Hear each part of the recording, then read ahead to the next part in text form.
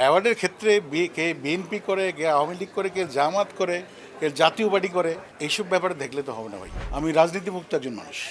এমন এমন লোক জাতীয় পুরস্কার পেয়েছে, যোগ্য না সে এই জাতীয় পুরস্কার। খালেদা জিয়ার সফর সঙ্গে হয়েছিলাম, সেক্ষেত্রে আমাকে আর প্লট দেওয়া হয়নি। আমি একটা চলচ্চিত্রে সঙ্গীত পরিচালক হিসেবে কাজ করেছিলাম। সিনেমার নাম ছিল পুত্র এখন পয়সাওয়ালা। তো ডিরেক্টর ছিলেন নার্গিস আক্তার, জাতীয় পুরস্কার প্রাপ্ত। হ্যাঁ, তো সেই ছবিটা জাতীয় পুরস্কার পাওয়ার কথা ছিল। তো কে যেন বলেছেন জুরি রিপোর্টে যে উনি তো বিএনপি করেন। তো সেই ব্যাপারগুলো হয়।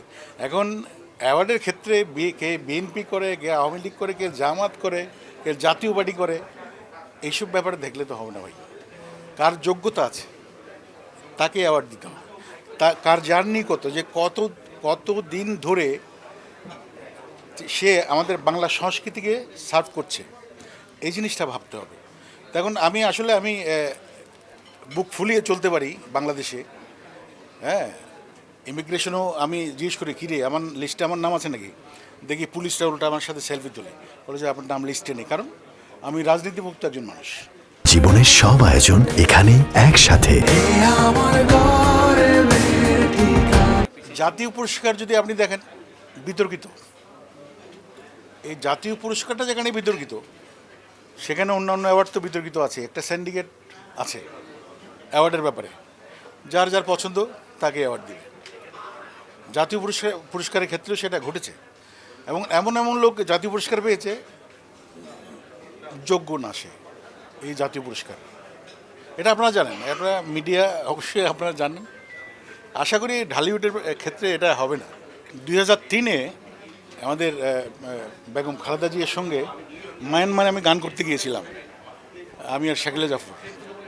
তো 2008-এ আমি একটা প্লটের জন্য অ্যাপ্লাই করেছিলাম। তো 3-তে যেহেতু আমি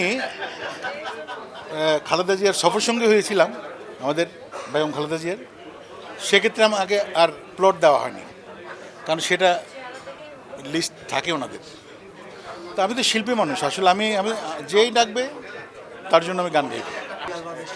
আমি সেই হ্যাঁ, অডিও ইন্ডাস্ট্রিতে আমরা যোদ্ধা। আমি বলবো যে অডিও ইন্ডাস্ট্রির যোদ্ধা আমরা।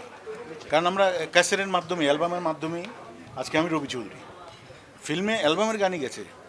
তো ওই অ্যালবামের দিনটা খুবই মিস করি সারা বছর। হ্যাঁ, আমরা গান যে কী গান করব, আমরা গীতিকার সুরকার বসে ঠিক করতাম যে ঈদের সময় কী অ্যালবাম উপহার দেব। তো সেই দিন এখন নেই, এখন তো ইউটিউবের যুগ।